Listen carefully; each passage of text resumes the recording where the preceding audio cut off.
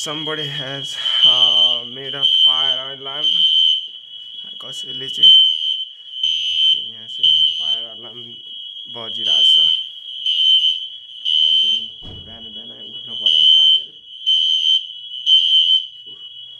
fire alarm so बिहानको 3 बजेतिर fire alarm बसेर मान्छेहरू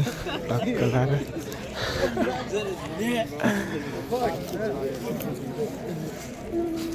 सबै बाहिर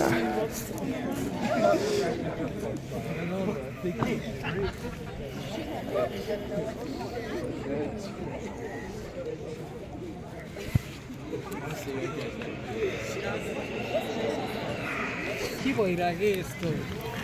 फायर अलार्म फायर बिल्डिङमा फायर लाग्यो हेरेर नि त साथीहरू कहीँ पनि छैन त यार